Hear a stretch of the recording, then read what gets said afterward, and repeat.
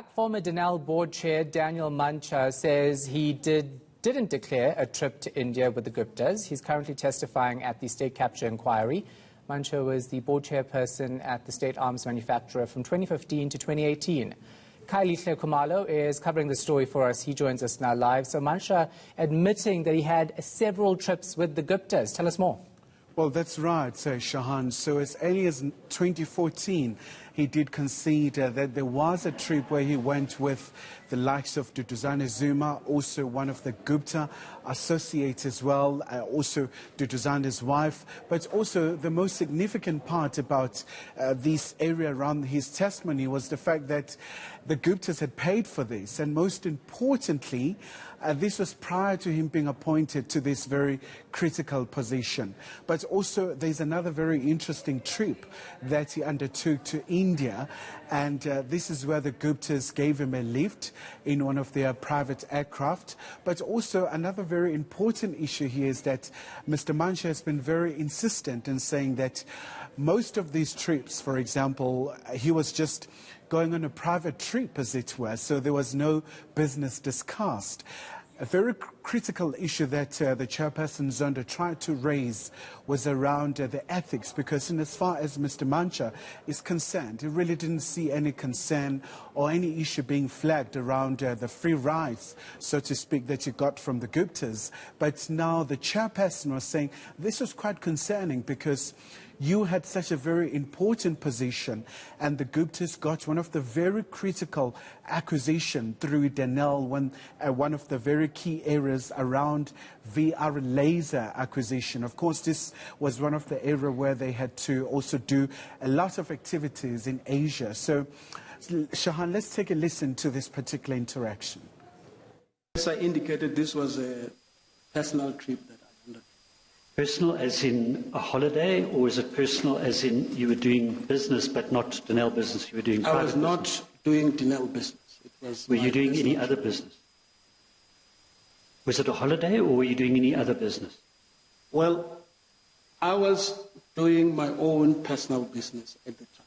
So it was for business reasons? It was for my personal business reasons. Right. Non-Denel business reasons? No, not Denel. Yes. And may I add this, Chairperson? I have a family, a brother direct after me, who lives in that country for probably 10 years now or more. Your own brother? My own brother, right, who comes after me. Yes. And we have been talking about a lot of things. And this trip was undertaken in pursuit of some of the things that I've been talking to. Sorry, in pursuit of?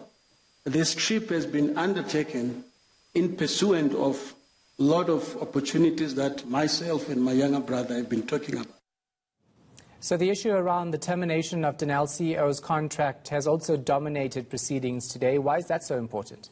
So a lot of questions have been raised, Shahan, especially because when Mr. Saluji appeared before the commission, of course, that's the former group CEO of Denel. So he stated categorically that one of the reasons why he was pushed out, it's purely because he was an obstacle, because the Guptas were eyeing at Denel, especially because this is a very critical arms manufacturer when it comes to the state itself. But also another critical element here was that, so when Mr. Saluji was pushed out, he was suspended and subsequently he was fired. And there was no disciplinary action that was taken, so the process was terribly flawed. And now the issue was he had to be paid out. But in as far as the board is concerned, he was facing a litany of charges in as far as misconduct is concerned, including some of the dealings that he had with the Guptas. But also another very important element in this regard is that Mr. Mantsha is denying the fact that he went to the Guptas really just to sort of really give them all the deals at Denel. But he said some of the meetings, one of the very critical meetings he attended at the Gupta residence had to do with him trying to protect Mr. Saluji. So there's quite a lot of allegations being made in this regard. So let's take a listen to that particular issue surrounding Mr. Saluji's removal. I think Mr. Saluji knew that there was a strong case against him. That there was a strong case against him, and it was wrong for them to have approved 6 months bridging finance without the permission of the Minister of Finance and Minister of Public. That he knew it was wrong. Yes, no, that's fine.